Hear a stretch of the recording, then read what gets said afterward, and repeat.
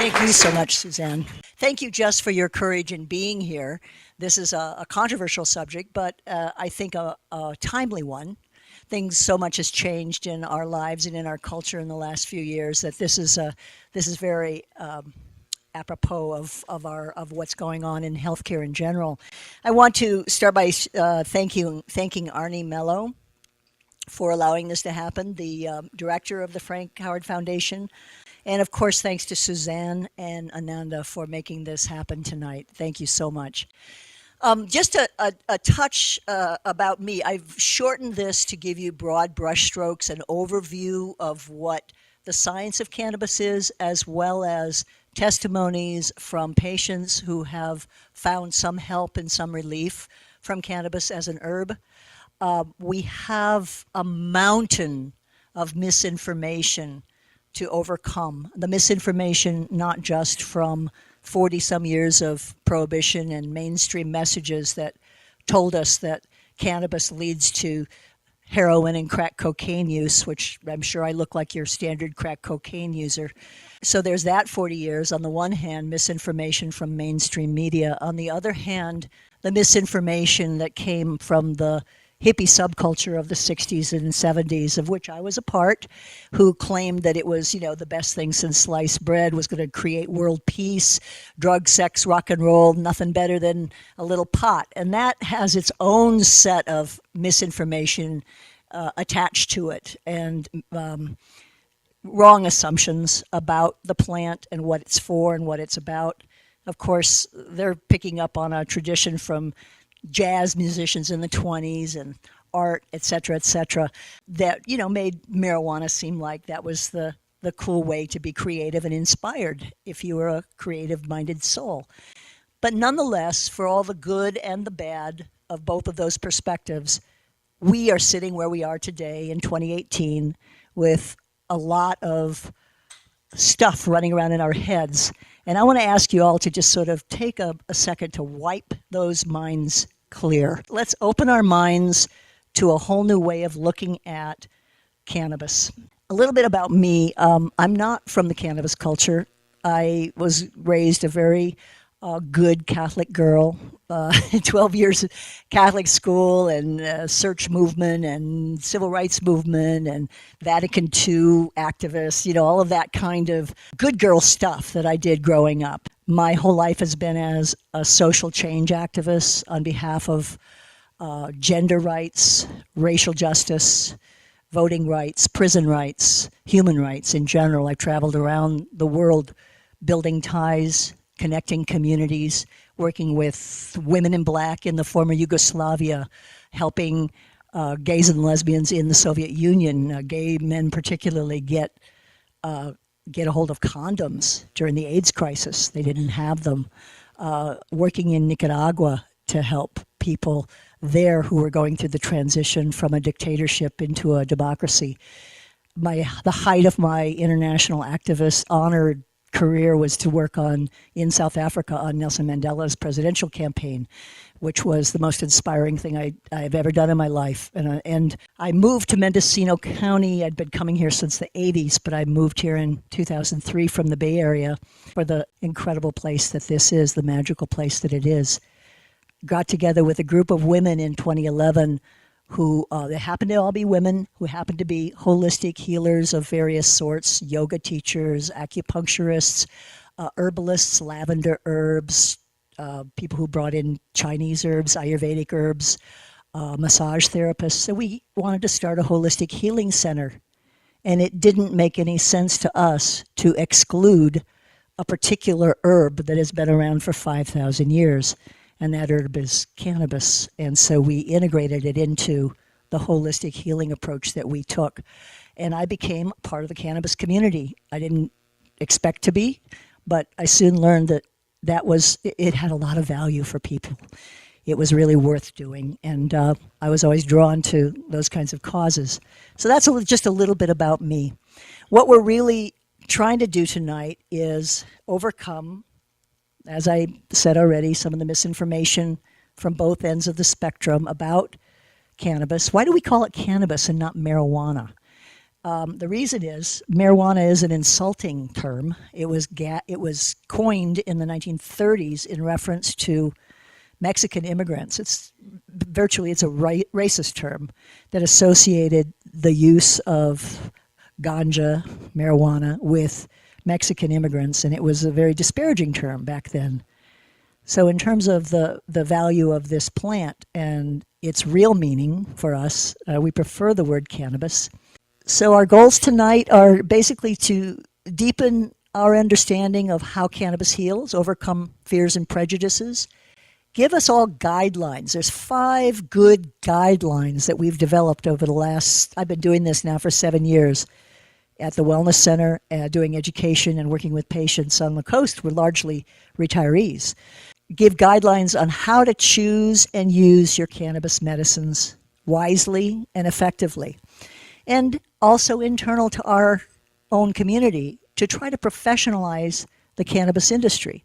The cannabis industry comes out of the hippie heyday, drug, sex, rock and roll, lots of good times, high THC, get high, all of that.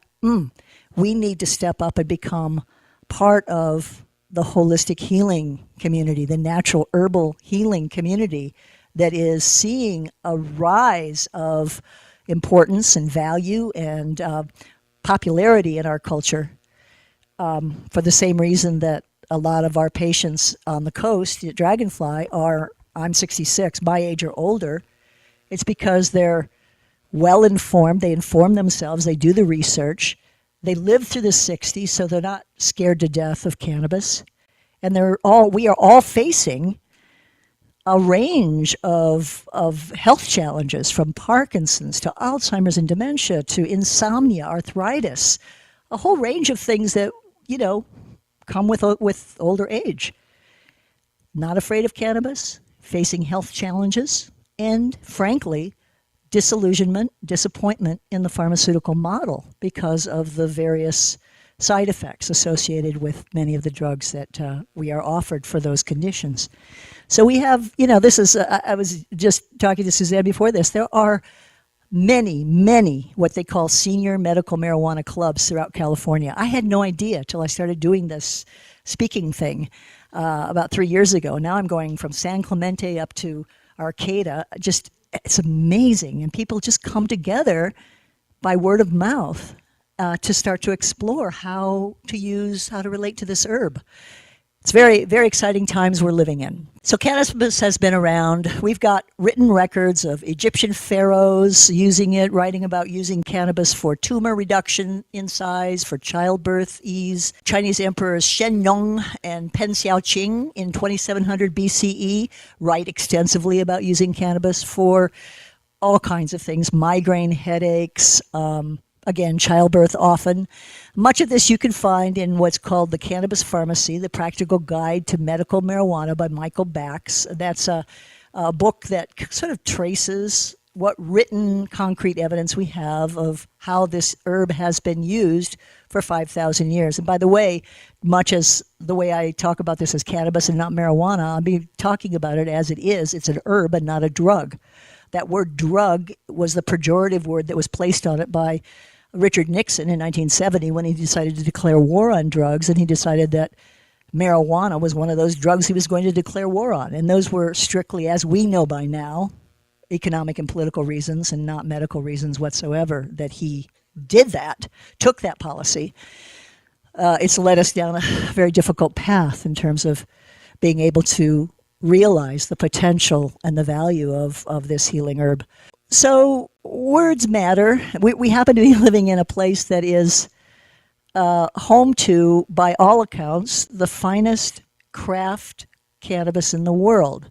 And believe me, there's a lot of schlocky stuff out there, especially with this new green rush we're experiencing in California. By most accounts, between $7 and $10 billion a year marketplace. And you know what happens when you have a marketplace like that. A lot of people jump in. They want to make quick, low-caliber, mediocre products, flood the shelves with them, make a lot of money, and get out. It's called a green rush, just like a gold rush or any other economic rush. That's what we're seeing happen. With all of the money being put out to regulate the different sectors of the cannabis industry, My particular soapbox is the state is putting very little money out to educate patients. There's no money. Where is the pot of money to educate the public so that we're prepared to deal with all of these very low-grade, not acceptable medicines that, in quotes, that are flooding the marketplace?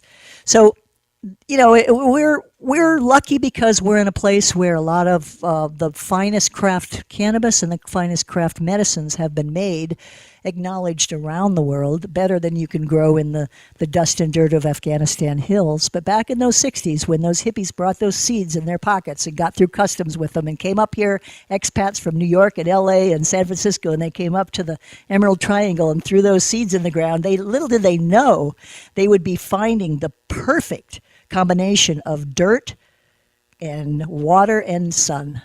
The perfect combination, because it's mostly TPZ land, timber production zones. So this is virgin soil. What we're having now with the green rush is people flooding the market with, they've torn out their artichoke crops and their tomato crops back in Kentucky. They're tearing out all their other agricultural crops, and they're planting pot seeds to try to get on the money. But what was in the ground before those cannabis seeds were planted? Pesticides, chemical nutrients, things that we don't want in our medicine. Herbal medicine accomplishes healing by kickstarting our body's natural healing processes on a cellular level. We'll get into that in a minute. So we are lucky up here, and I hope to the goddess that this doesn't get lost, this beauty that we have up here in Mendocino County in terms of the soil, the richness of the soil, the purity of the soil, the ability to cultivate and develop craft medicines that are really going to help people. I hope that doesn't get lost to a corporatization that does not honor the value of that. What is whole plant medicine? This is basically what we're talking about. The head of the Drug Enforcement Agency for years talked about how the value of pharmaceuticals for patients is that you can isolate a chemical and create a pill that is shelf-stable and uniform at the same pill you'll find at the Walgreens in Seattle, you'll find in the Walgreens in Miami Beach. But that isolation of those chemicals does not honor the way the physiology of cannabis plants or any herbal medicine actually works. Whole plant medicine is based on the living, dynamic interplay of chemical compounds, the living, dynamic exchange of chemical activities between the chemical compounds in a plant. You don't take one chemical out, beat it to death on a petri dish, and put it in a pill and expect it to heal. Herbs don't work that way. So that model is not appropriate for herbal medicine. Any herbs. I'm not just talking about cannabis, but any herbs. It's not appropriate. It's not effective. It's just wrong. So as opposed to the isolated version that Volko, the head of the DEA, advocated for, we want whole plant medicine. We want medicine that keeps the chemical compounds within the plant alive and doing their best to help us heal. Cannabis is actually comprised of 3 types of chemical compounds. So cannabinoids, we know of 113 at least. Terpenes, which offer the flavor, the aroma, and the taste. And flavonoids. We are, and I can't say this enough, we're in the infant stages of understanding the science of cannabis and how it works. It's been around for 5,000 years healing, but people couldn't understand how. They thought it was because, the stars are aligned right, or I shook my shakeree right, or I sang the right song, or whatever. All the explanations that primitive people had for why medicine worked. That's how they explained it. It wasn't until the 20th century that we began to have the science and technology to understand, take apart, and realize what the close to 500 chemical compounds in the cannabis plant are actually doing. How do they actually work? What's the science of cannabis? We didn't have that basis. Well, think about it. We didn't know about the lymph system till mid-20th century, and it took a while to figure out lymph nodes. I mean, I've had 14 surgeries, 2 hips replaced, a knee replaced, and rotator cuff surgery. Every surgeon I talked to said, I would ask them, what do you do about the lymph nodes when you're going in to cut me open? We don't do anything about that. But in many European hospitals, before a surgeon cuts you up, they bring the lymph doctor in to show where the nodes are so they don't cut through them. Well, it's the same kind of thing. We're just beginning to learn about the endocannabinoid system and how clusters of receptors in our body, like lymph nodes, are receiving these chemical compounds and working in our body to start to heal, or to treat at least. It's all at the beginning stages. So what we know, you'll find even in the video you're going to see in a few minutes, references to like 100 cannabinoids. We now know there's 113. Next week, it'll be something different. You can't keep up with this. I'm telling you, it's amazing because the research is being done around the world. Not so much in this country, but around the world. There's solid research being done, and it's changing all the time. So the way that this works is that this combination of chemical compounds, this is what we're talking about. The cannabinoids, terpenes, and flavonoids all work together, and they work in something called the endocannabinoid system. The endocannabinoid system is not just about cannabis. All mammals have an endocannabinoid system. An endocannabinoid system in our body consists of clusters of receptors, CB1 receptors in our brain, CB2, TRPV1s. We're learning more and more about these receptors. This wasn't discovered till 1993. So you can see how we're really in the infant stages of this, but we're forging ahead with learning more things about it in the work that's being done at the University of Bonn and Oxford and Brazil and Potensi in Madrid and Hebrew University in Israel, where all this research is being funded by the government to do, because they don't have the albatross of a war on drugs around their necks, so they can go ahead and do these studies. They're getting funded to do these studies. We need that to happen in this country. So the entourage effect is that combination, that dynamic interplay of these chemical compounds, and that's how it works. The endocannabinoid system is also influenced. It's not just influenced by the chemicals that it pulls out of the bloodstream as they're sailing by. And I always wondered, how do the lymph nodes know what to pull out of the blood system to pull in and start to do what they do best, which is detoxify our organs, clean, How do they know? It's in the RNA. So there's a brain that tells our endocannabinoid system what molecules to pull out of the bloodstream as they're floating by through the receptors to the neurotransmitters and send them out to the body to kickstart our body's natural healing processes on a cellular level.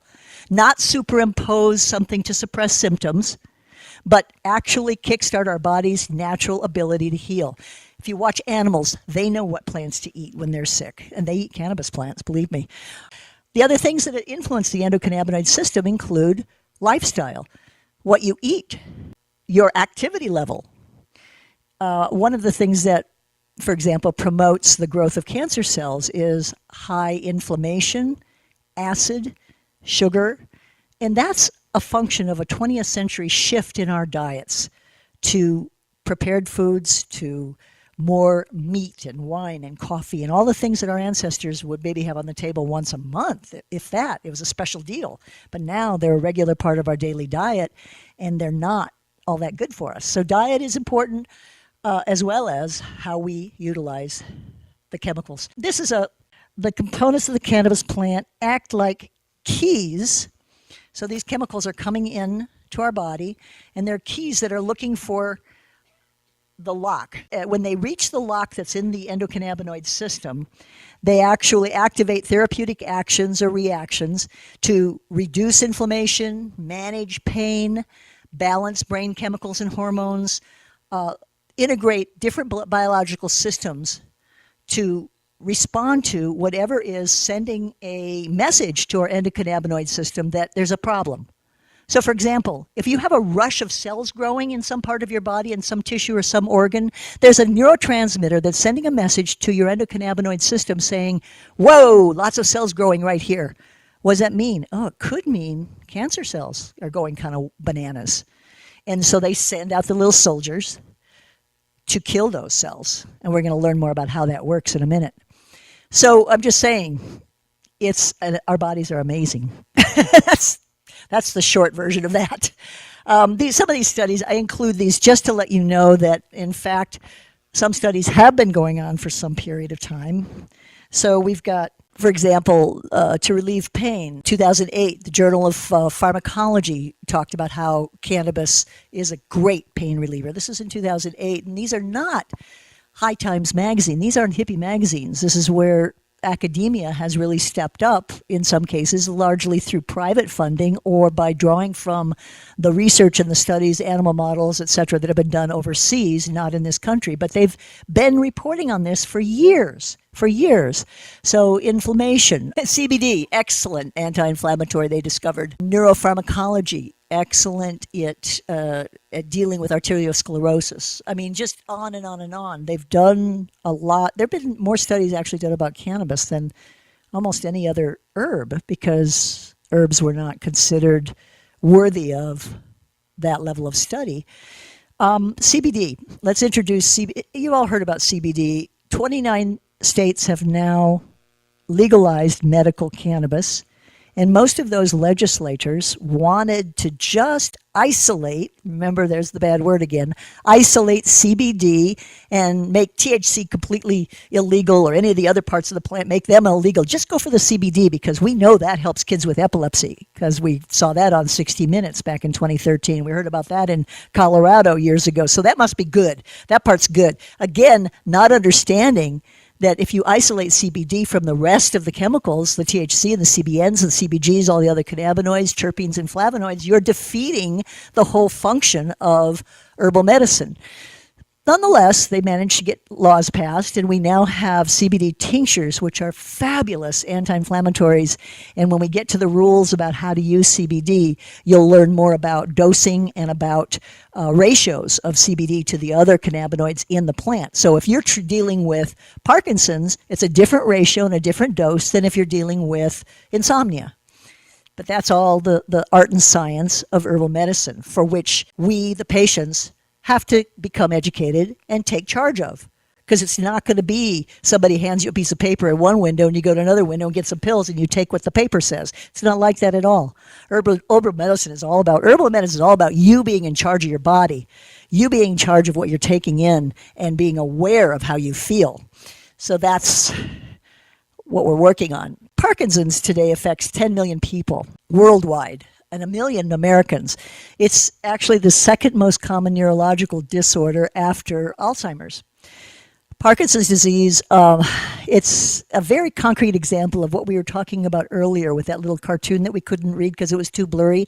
It's how you activate therapeutic actions or reactions with a particular constellation led by CBD, constellation of chemical compounds led by cannabidiol, that's CBD.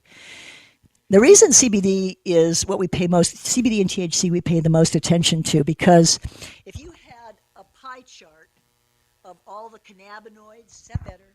Yeah. If you had a pie chart of all the cannabinoids in the plant, most of them would be little slivers, CBN, CBG, little slivers of pie. But a little over half that pie chart is divided roughly between THC and CBD. So we pay real close attention to the ratios of those two cannabinoids. THC, we learned when I came into this in 2011, we opened up our wellness center. I thought, I don't want to have anything to do with THC. I don't like to smoke. I don't want to get high. I don't want to get high. I'm not part of that culture. That's not what I'm about.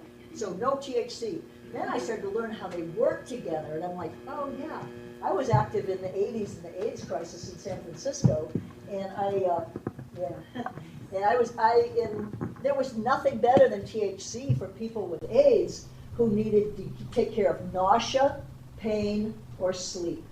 I mean, it just was top of the list, much better than Norco or Vicodin or any of those things. So I began with learning and studying and I go to a lot of medical conferences where doctors are and researchers, clinicians, scientists are doing the studies about this amazing plant. And I began to appreciate, oh yeah, you can't leave THC out of the picture. So then we adjusted our strategy, because so many of our patients don't want to get high. We started microdosing THC and achieving the same excellent results when we combined it with CBD that you would get, without it, better results with the two of them working together without getting high. You don't have to get high to benefit. In fact, getting high is, frankly, from my point of view, a result of the hippie subculture. That's a social construct. That's not something that's endemic to the healing powers of this plant. or any herbal plant for that matter. In fact, none of the 113 known cannabinoids in the plant are psychoactive. THC is not even in the plant as THC, it's in the plant as THCA, THC acid, not psychoactive whatsoever. You have to take it out and you have to put it through a heat process called decarboxylation. That's what makes it high, which we in the hippie subculture in the 60s got really good at doing that, breeding for getting high. But that's not part of what the cannabis plant has been about for 5,000 years, and it's not what it's about today. I'm not putting down anybody who wants to get high. I mean, there's a lot to be said about smoking instead of drinking, for example. Alcohol has a lot of negative social and physical, biological consequences for sure. But I'm just saying. In the Journal of Bone and Mineral Research, for example, some of the more recent, actually this came in 2015, a whole bunch of rat studies were done, and I hate to tell this story because this gives me anyway, they broke their legs, and they treated half of the rats with CBD, and the other half they did not. The rats that they treated with CBD, the fractures in their legs healed twice as fast and twice as strong. So they began to do more studies, and the Journal of Bone and Mineral Research found that CBD not only speeds up the healing process, it increases bone density. This is a good thing.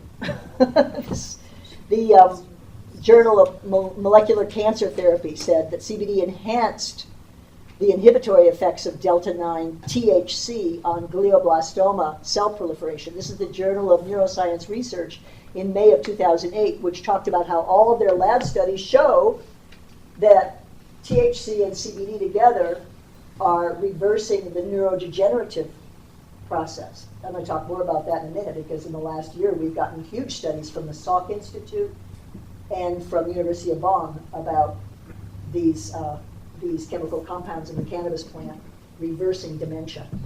It's a hot subject, and then there's a lot of articles over here, including one that I wrote on Alzheimer's, dementia, and cannabis over on that table. Make sure you visit the table before you go. So CBD and the future of medical cannabis. So we know now CBD is very popular. Everybody's really excited about CBD because it's a great anti-inflammatory, and you absolutely cannot get high from CBD. You come get your tinctures, CBD tinctures at Dragonfly Wellness. I promise you, nobody's going to get high. You just don't.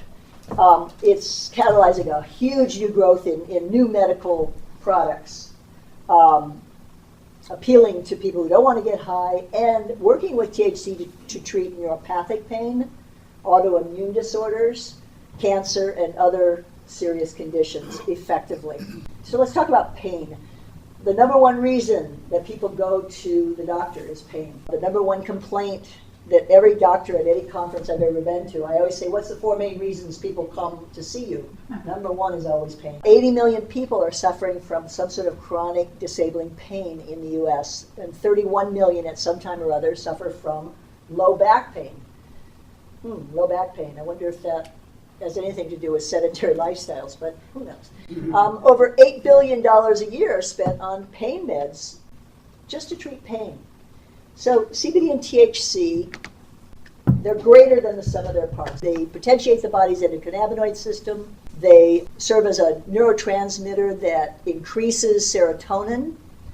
Serotonin is a compound that acts it's involved in the control of pain perception. Let's just put it that way. That's the lay language, because without getting into a whole lot of physiology about how pain travels from the place of where you stepped on the tack on the bottom of your foot, it really doesn't occur until it hits your brain. But we won't go into details of that. It's too complicated. But it's CBD and THC really help reduce inflammation, bind the serotonin receptor to be more effective, boost the effect of THC as a very strong pain inhibitor and anti-inflammatory, 20 times stronger than hydrocortisone, for example.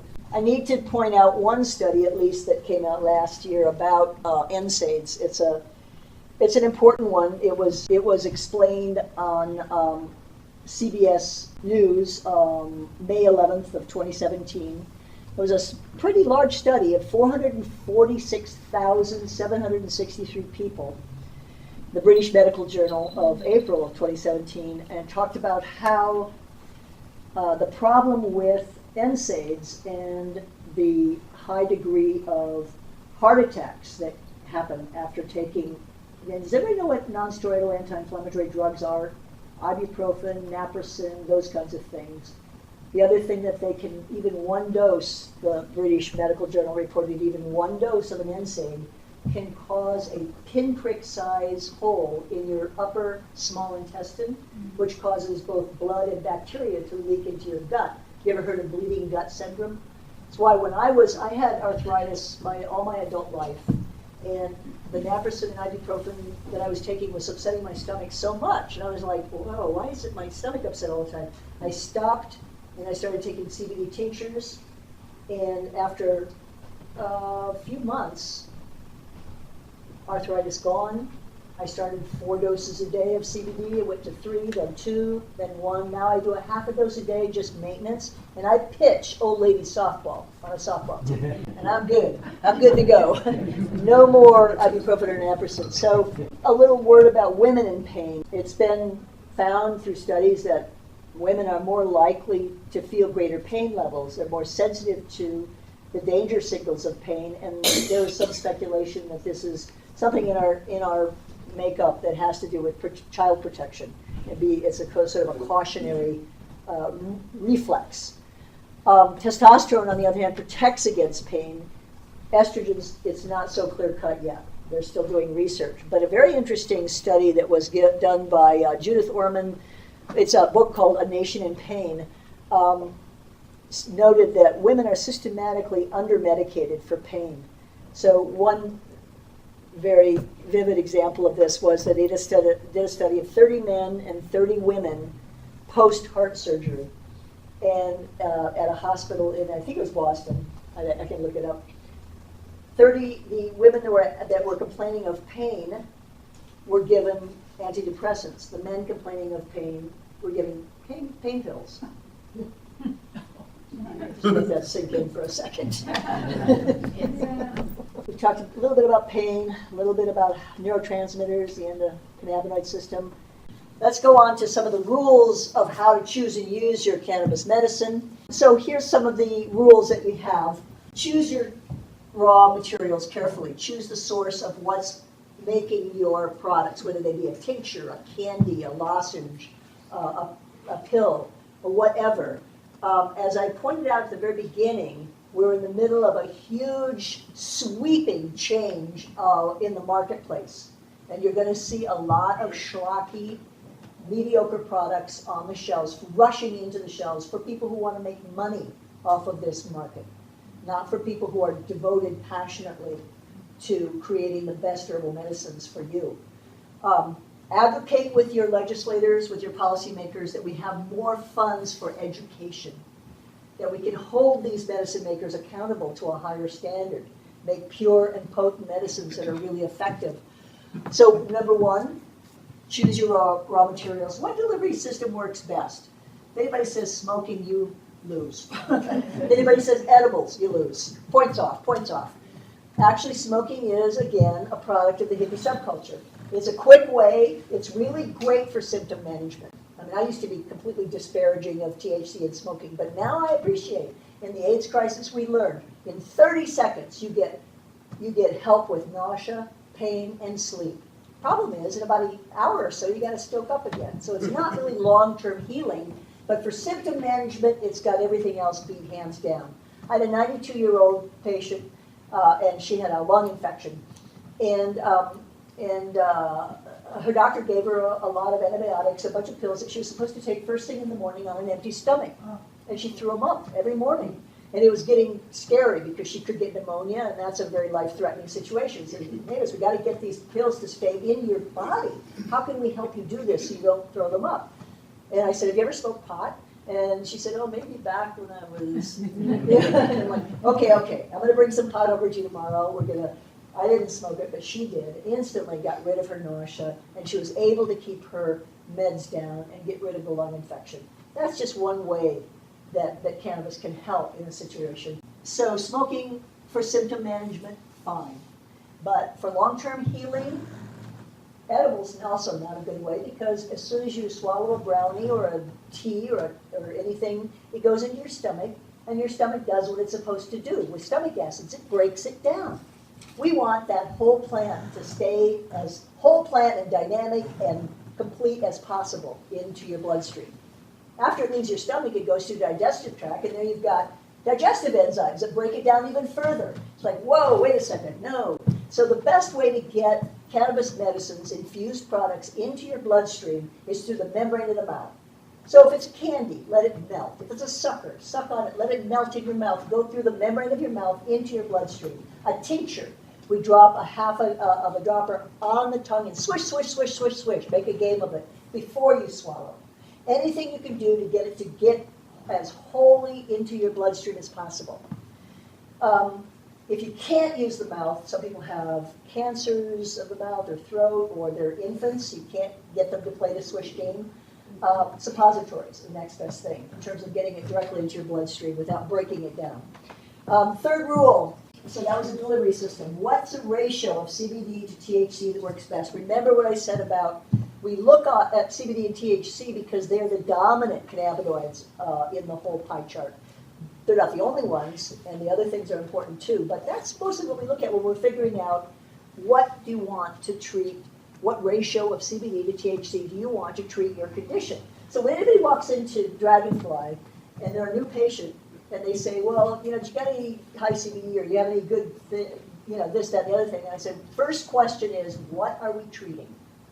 If we're treating insomnia, anxiety, mood disorders, things like that, we're going to look for more of a ratio of 1-to-1, 4-to-1, because you want to potentiate the analgesic effect of THC. Not get high. We're talking about really minute amounts of THC in that medicine. If we're talking about a neurologically based condition, Parkinson's, MS, epilepsy, neuropathic pain, those are the CB1 receptors up in your brain, and you want above 18-to-1 ratio CBD to THC. So usually I recommend a tincture. We have a tincture at Dragonfly, but I don't, I'm not selling anything here today. I want you to walk out of this room with some tools in your toolkit. But we have some tinctures that are like 25-to-1, and they're locally grown and developed here in Mendocino County. That's a pretty high ratio. You can find higher than that that's pure. Go for it. Are you saying the CBD first? CBD to THC. CBD is the high number, THC is the low number. Right. So ratio is the number 3, and number 4 rule is the dose. Remember the little conversation that Barb had with her doctor about dosing? You're always going to be in charge of your dose. The good news about herbal medicine, well, let me give you the bad news first. The bad news about herbal medicine is you got to play around to figure out your ratio and your dose and what's going to be the best to treat your particular condition. And there's anecdotal evidence, and there's people who know the medicine who can help you figure that out. There's a lot of literature out there you can check on, but you got to find the medicine that works best for you. So that takes a little bit of fishing around. It's not going to be walk to one window, get a piece of paper, and walk to another window and get some pills and take them when it says. No, it's going to be based on how you feel, because we are not cookie cutters of each other. If we all walked into a Chinese herbalist and we had migraine headaches, we'd walk out with different concoctions of herbs, because your body and your body and my body and your body, we're all different metabolisms. We respond differently based on a whole lot of factors, our diet, our chemistry, our body chemistry. So herbal medicine is individuated. It's an individuated thing, and you got to figure out what works best for you. That's the bad news. Not such bad news. The really good news is you can do no harm. Do you know why it is physiologically impossible to overdose on cannabis? Anybody? Anybody? Yes. You pass out for weeks. Well, you pass out first. I guess that's one answer. I guess if you keep smoking enough, that might happen. But actually, the brainstem area in your brain that runs your cardiorespiratory system, operates your cardiorespiratory system, There are receptors near that brainstem that for opioids, for alcohol, for heroin, for street drugs, all those things can be sucked into those receptors, if you will, using lay language here, and can halt your cardiorespiratory system. There are no cannabis receptors near the parts of your brain that operate your cardiorespiratory system. So you can smoke pounds and pounds of weed, you are not going to overdose. When you hear about all these stars, these movie stars, everybody overdosing, and they're smoking pot, they're also doing cocaine and alcohol and everything else, on top of it. So there's no surprises there. But you can't physiologically overdose on cannabis. And in fact, even the DEA, the U.S. federal government has said, no one, not one person has ever died from an overdose of cannabis. So that's all the good news. So those are the big rules. Choosing your raw materials, you look at labels. Delivery system, you just know now. You walk out of this room knowing what the best delivery system is. But number 3 and 4 of those rules, finding your ratio and finding your dose, is going to be very much on you to do the research, to talk to people, to get a consultation with a medical cannabis expert, to do the reading, to figure it out. You're not going to go bad. I mean, the dose is too light, you're not going to get the good effects you need. They're not the pain killing or the sleep that you need or whatever. You increase your dose. Okay, those are the big rules on how to choose and use your cannabis medicine. So now, cannabinoids in cancer. So what we do is we use THC to heal but not get high. So our favorite thing to do with THC is microdosing. This comes from the work that you saw of Dr. Raphael Mechoulam at Hebrew University and his discovery in 1963 that THC actually kills cancer cells. In 1975, the US NIH, National Institutes of Health, recognized his work and said, yeah, it's true. THC kills cancer cells. In January of 2012, the National Cancer Institute, again a US government agency, had a website called Alternative Oncology, and they had a 2-column article about Dr. Mechoulam's work and how THC kills cancer cells without harming the healthy cells around it. Unfortunately, that article was only there for 3 weeks, and then it mysteriously disappeared because the federal government's caught in this conundrum right now of, on the one hand, they claim that it has no medical value, cannabis has no medical value. On the other hand, they've been saying for years that it actually does. So it's kind of, they're caught in a bind. This is all going to change. It's changing. It's changing every day. We use THC oil to kill cancer cells. The dose is literally the size of the head of a straight pin. That's what you start with. You put it on your finger, put it on your tongue so it goes through the membrane of your mouth, and you slowly increase the number of doses per day until you're matching what we know has worked with the kind of cancer you've got, the stage it's at, etc. And then you don't increase the size of the dose. If you ever take it to where you start to get dizzy or feel high, the dose is too big, and what I recommend to people is have yourself a little box of everyday detox tea next to you, which you get at any health food store. Drink some of that, drink a lot of water, flush out your liver, and put on a funny video. You'll get through it. I promise. I promise. It won't be given. But really, we work very hard with patients to make sure that we are microdosing. The whole mantra is go low, go slow with THC. Go low, go slow. You increase the number of doses, but not the size of the dose. For cancer, we have a protocol for, say, 4th stage cancer, where you would start before bedtime, because the only side effect you'll get from these microdoses of THC is a little bit of sleepiness, a little analgesic. So do it before bedtime. Sleep like a baby all night. If you slept like a baby all night, you didn't feel high, and you wake up and your head is clear, not foggy, you probably got that's the right size dose. And then slowly you add the number of doses throughout the day, spreading them out as your body gets used to it, as your body starts to tolerate the THC. This is what we do for extreme 4th stage cancer. And it's been very effective in a number of patients. I always like to put this up because so many of our folks up here, retirees, have had health care at California Pacific Medical Center. That's what this says. This was an early study, privately funded, in which they used CBD in breast cancer. And this is CBD, not even THC. This is how we got to the 1-2 punch of THC and CBD. We used to just use THC because we knew about Dr. Meshulam's work. Well, okay, we'll kill the cancer with THC. Then we realized that they work so much better with CBD. And CBD, there was a Nobel Prize in medicine given out to a doctor who discovered that inflammation feeds the growth of new cancer cells and causes the proliferation of cancer cells. So if you can reduce inflammation, you're going to reduce the growth of cancer cells. So, what's the best anti-inflammatory in the world? CBD.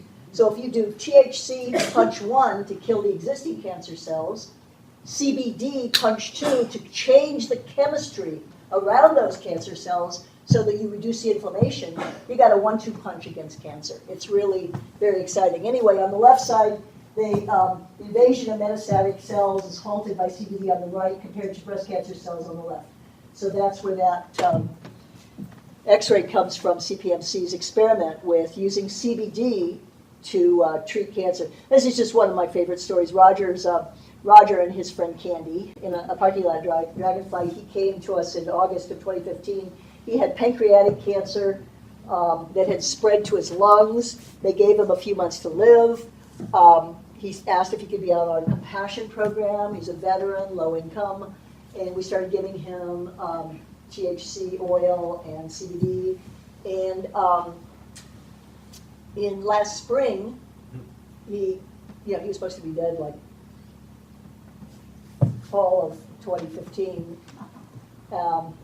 And last spring he comes and taps me on the shoulder in the line in Safeway, and he says, "I just went to the vet, and the doctor couldn't find. They did a CAT scan. They couldn't find any cancer cells, or any tumor activity in my lungs. He just couldn't figure it out." He's like scratching his head, going, "Don't know what happened there. It's probably still in your pancreas, but we're just not sure."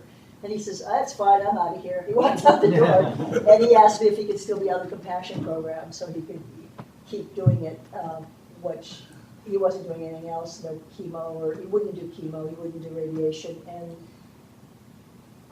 so Roger's still with us.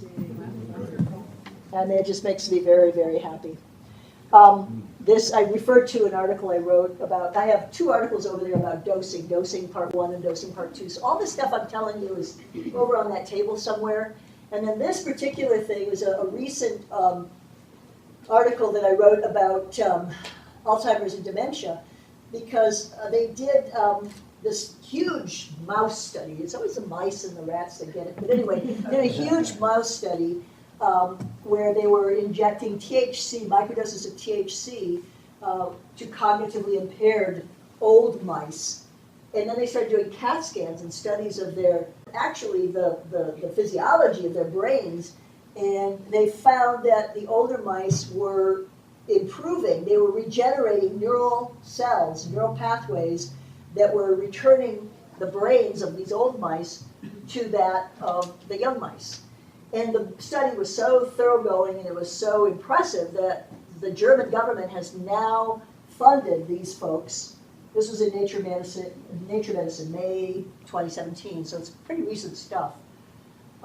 They've now funded them to start doing studies with humans, which is great. It's about time. In July of 2016, the Salk Institute, our own Salk Institute here in our own country, came up with a similar, nothing as big as this study, but they came up with the same conclusions, that THC was actually reversing the encroachment of amyloid plaques. And as you all probably know, amyloid plaques are part of what causes Alzheimer's. So let's deal with some misconceptions about CBD and THC. That CBD is the medical side, THC is the recreational side. We know that's not true now. That CBD is most effective if you isolate it and take it away from THC. Not true. They work very well together. Psychoactivity is inherently an adverse side effect. No, psychoactivity isn't even necessary to experience if you dose correctly and if you choose your medicine carefully. Single molecule pharmaceuticals are superior to crude whole plant medicine. That is, any herbalist you ever talk to in the world will say, what? No, whole plant medicine is really the way that herbal medicine heals and engages with our endocannabinoid system and our body's responses. It says CBD is CBD, doesn't matter whether it's from hemp or whole plant. You're going to see a lot of schlocky products out there made from hemp. Hemp is a cheap way to make so-called cannabis medicine. It is a very diminished cannabinoid profile, never mind terpenes and flavonoids aren't even showing up. Hemp itself looks a little bit like bamboo stalks. It's not like these rich, remember that earlier picture of the flowers of the beautiful plants that we have up here in Mendocino? No, hemp is not medicine. It's wonderful for building materials, rope, clothing, all that stuff. Hemp is great, but not medicine. And that CBD-only laws adequately serve the patient population, definitely not true. So get high or get well. The biggest misconception about cannabis, that there's no medical value to it, and it's just an excuse to get high. And remarkably, the very people in Sacramento who were creating the new laws, I was very active over the last 3 years, since 2014, going to Sacramento and talking to lawmakers about how to begin to write the regulations, because everybody knew it was coming. And so they were starting to work on this 3-4 years ago.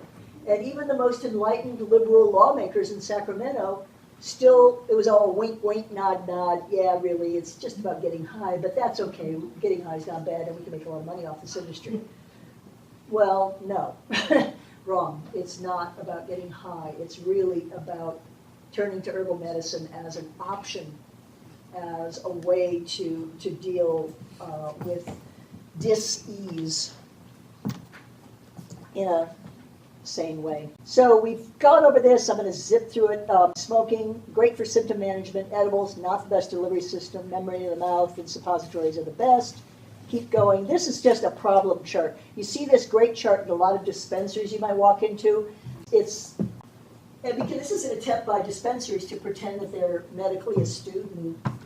I used to do presentations to staff of dispensaries up and down the state, and it was like, they were all excited to be able to help patients and everything, but then the owners of the dispensary were just pushing the high THC rec because you could make a whole bunch more money off of smoking flower, and it was kind of like the market was driving force behind the dispensaries. We have 1,000 dispensaries in California, and they really need training in the medical side of cannabis.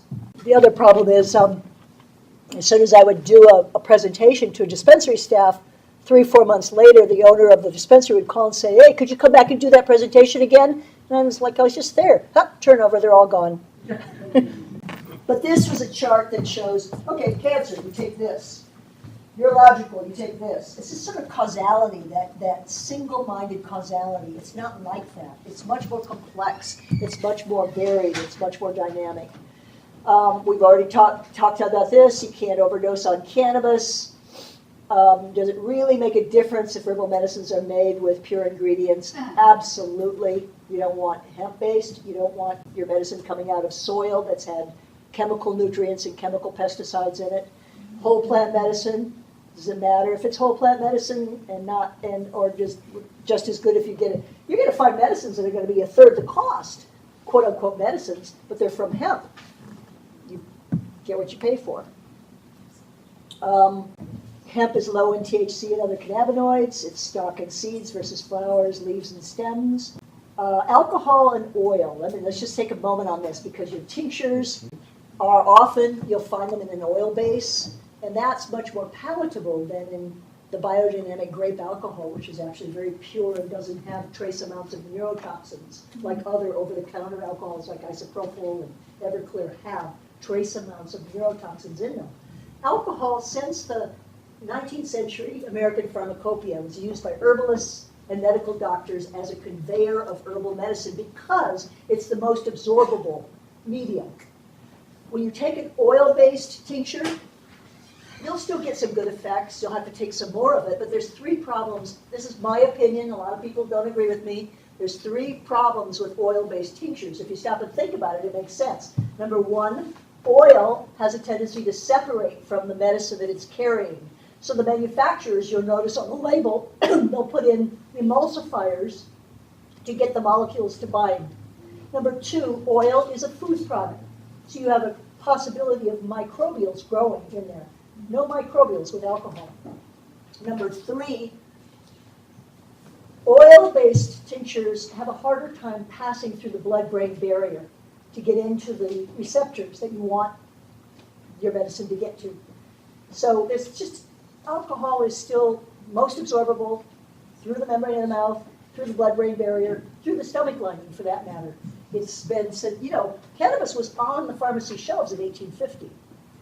From 1850 till 1848 till 1939, you could find cannabis on your pharmacy shelves. Doctors used it, herbalists used it. So we now know cannabis is an herb, it's not a drug. Herbal medicine is individuated. Each of us will respond a little bit differently.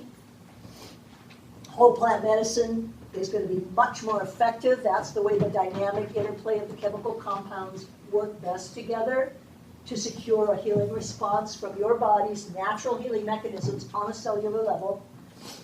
The entourage effect is the way all those cannabinoids, terpenes, and flavonoids work together in your body. And herbal treatments require no passivity, no more the passive consumer patient. They require self-awareness, self-monitoring, being aware of how you feel, taking an active role to study, read about, learn about your medicines, choosing your ratios, your doses, and your delivery systems. It's all in your hands now. Cannabis, like all herbal medicines, is part of a natural and holistic healing approach. Herbs heal in concert with modalities like massage, Bowen, Reiki, sound therapy, acupuncture, dance, touch, nutrition, exercise. I went to a medical cannabis conference in Arcata last year, and we were sitting around having lunch, and I said to the doctors, I said, well, of all this stuff you've been talking about, all these great cannabis medicines, what's the very best thing you could do to stay healthy? And they all said, exercise, move, get up and move. I was a consultant to a dietitian, the National Dietitians Organization Association in Oklahoma, and we were at lunchtime. I said, okay, I'll just talk about nutrition. What's the very best thing you can eat? Cut it to a third of what you eat. We all eat too much. It's like, some stuff is simple. So mix it up. Our bodies need various healing medicines and modalities. Sometimes people will come into Dragonfly and they'll get a joint to smoke every day because they got a very stressed out job. And I'm not going to begrudge or judge anybody for that. But I say to them, look, mix it up. Your body wants different medicines. Have you ever tried ashwagandha, a Chinese herb that relaxes you? Have you tried massage? Have you tried meditation? Mix it up. If you keep doing the same thing every day, your body will start to build up a tolerance, and it won't be as effective. So be holistic in the true meaning of the word. Be holistic about healing yourself. Cannabis is medicine. Cannabis is inspiration. Are you ready for the future of this amazing herb? And I thank you very much for your time.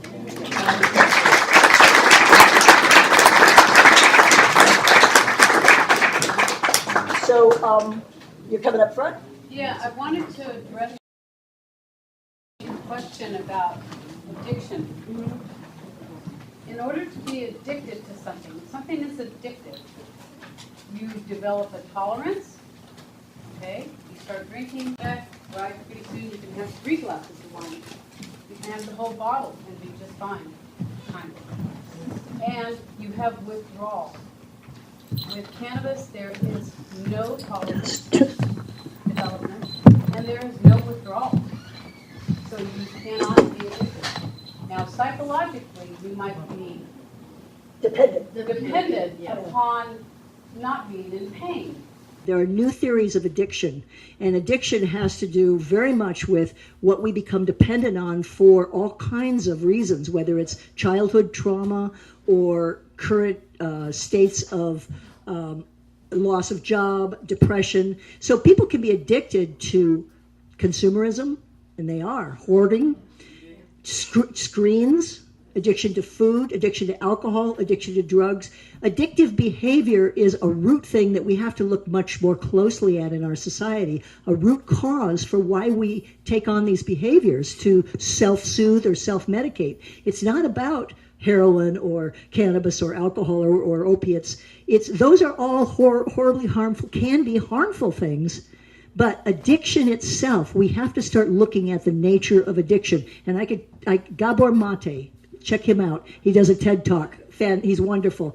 There are a couple of really good medical people who have been doing some good research on root causes of addiction. Check them out, and I'd be happy to talk to you about them. We got resources on the table about them. But let's get to some other questions, please. No, it's not. No, it's infused products are not strain specific. You'll see some on the shelves that are, there's, Blue Dream or whatever, but that's not the nature of infused products. Infused products are candies, tinctures, anything that's not smoke, okay? And infused products are what I recommend as medicine. So if you get an infused product, and let's say you find a 1-to-1 tincture, that's a nice ratio for insomnia, and you take, say, a half a dropper of a 1-ounce dropper, which is usually the baseline we start with, you take it, and you get to sleep, but you don't stay asleep all night. Then you play with your dose. You might take a whole dropper. And maybe it's not working for you. Maybe the 1-to-1 ratio isn't right for you. You want to get a little bit stronger, a little bit more analgesic effect from THC. You can increase THC minutely without getting high. But you're going to play. See, so it's so. Tinctures are made from the same type of strain as possible. No, they're made from lots of different strains, but that strain isn't yet. They have a specific strain. No, it's really not about strains. Is like leftover from hippie days. It's really about the chemical components of the plant. And the essence of what I'm saying to you is your decisions to change to a different kind of herbal medicine or increase or decrease your doses could be based on how you feel. Is it working? Are you achieving the results you need? One of my favorite stories about this was a one-night thing. This is, again, dealing with insomnia. One of our patients, her name is Mary. She's 75 years old. She has chronic insomnia. She came in and she said, I can't get to sleep, and if I do get to sleep, I can't stay asleep. It's driving me crazy. But my next-door neighbor, Grace, came in and got one of your THC suckers. And she sucked on it for just 30 seconds, letting it go through the membrane of her mouth, and she slept like a baby all night. I want one of those suckers. And I'm like, Mary, slow down. Let's talk about how it's individuated, and your metabolism might not be the same as Grace's. Certainly you could take a sucker, but really, go low, go slow, be very careful with it. Have your everyday detox tea with you in case you get a little bit too high. And she goes, okay, great, just give me the sucker. She goes home that night. She sucks on it the same as her next door neighbor, Grace. 30 seconds. Puts it back in the Ziploc bag on the table next to the bed.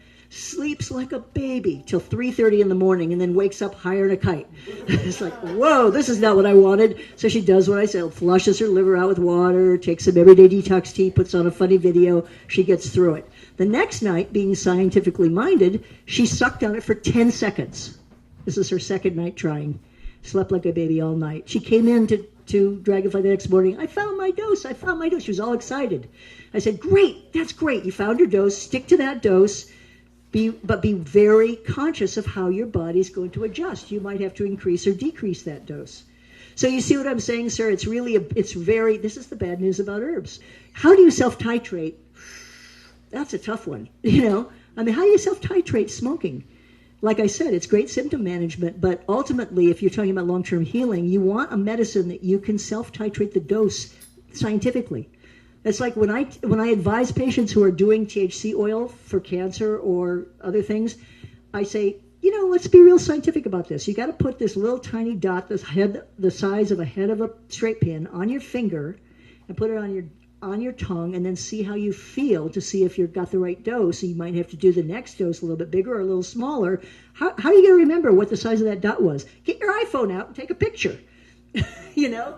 Really, you have to be fully scientific about this, and it's tricky. For me, I take something called Focus. It's a 1-to-1 ratio every night before I go to bed. I sleep wonderfully all night, and what I like best about it is I wake up really sharp and clear in the morning. And it's a 1-to-1 ratio of THC to CBD, but it doesn't get me high. When you're talking about, always remember, microdose your THC, and you don't have to get high. This particular formula is a formula that was suggested by the Dalai Lama's monks in their monastery in Tibet. They've used it for centuries to help people calm their minds so they can learn to meditate. And it's nothing woo-woo, it's nothing really magical. It's angelica, gotocola, a few other herbs that we already know about. It's a particular formula that we grabbed hold of, infused a 1-to-1 ratio of CBD to THC into it, and ended up with this wonderful, wonderful tincture that helps people with anxiety, insomnia, lots of stuff like that. Now, different people might need more than half of a dropper, which is what I take. Dosing becomes the second question, you know. Yes. If one was prescribed for insomnia, could it have an anti-inflammatory effect also? Well, the CBD certainly has an anti-inflammatory effect, yeah. But I take, remember I got rid of my arthritis with the 25-to-1 CBD to THC, and I started with 4 doses a day. Then as I got better, I took to 3 doses a day, then 2, then 1, and now I'm down to half a dose a day, anti-inflammatory. Now, if I have a bad day, let's say I play softball on Sunday afternoons. Monday, I'm kind of like, oh, then I'll take a little more. But there's no psychoactivity. So you get to play with it that way, you know? Do you have raw product tested or do you have the tinctures tested? No, it's you want to do both. The ideal, and this industry is in flux right now, so nothing's in place. The labs aren't in place like they're supposed to be. There's a lot still happening. But the ideal is you test your raw materials when you harvest, you test your infused products after you've manufactured at both stages. Anything else? Other questions? Yes. When you're making the tincture or whatever you're making, does the product have to be decarboxylated?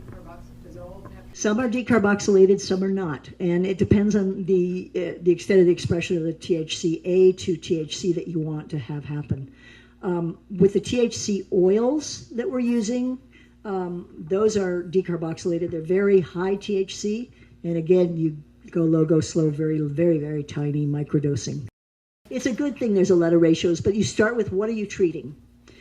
So if you're treating, again, something that's a neurologically based condition like epilepsy, Parkinson's, dementia, Alzheimer's, although that you want to introduce THC because of the role it plays with amyloid plaques.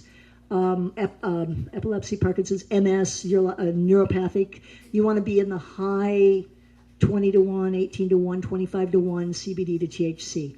If you're dealing more with the mood disorders, bipolar, anxiety, insomnia, then you're going to bring the ratios down so that you get more of the THC analgesic relaxing effect relative to the CBD. Does that make sense?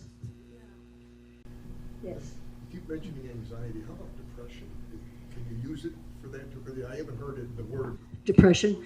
Yeah, you know, with depression, is funny because it presents differently in different people. With some people, there's a mania involved. With some people, it's like they can't function. They just sleep all the time. It's just like, you know, so different people present differently. And it's really important that people get professional help to talk about what's the root of your depression. What's going on in your life? What else has to happen? And how can you help combat the sort of the way that depression can present itself in all the ways of your life? Are there ways that you can help be kind to yourself with massage and good nutrition, etc.? And then in terms of using cannabis for depression, I think it's very tricky, and I work very closely with every individual's particular story about what's the delivery system that we're going to consider here. How much are you going to try? Are you going to be using CBD? Sometimes has this great calming effect for people who are anxious. So, but depression's a funny category. I can't say. Yeah, it's very tricky. Suzanne, yeah. Do you do one-on-one consultations? Absolutely, I forgot to say that. Please pick up my card, and I can do phone consultations with you. It's free. This is my passion. This is what I want to do. So how would you know where to purchase some of these products? All these dispensaries are coming up now, and you know, I wouldn't know what was a better product. Exactly. It's a big problem. This is why I go around doing these presentations, so that you can walk into any dispensary, and whether they are knowledgeable and can help you, guide you or not, you have some rules to look at the labels, to look at the ratios, to look at the infused products that they offer. You have something to go by.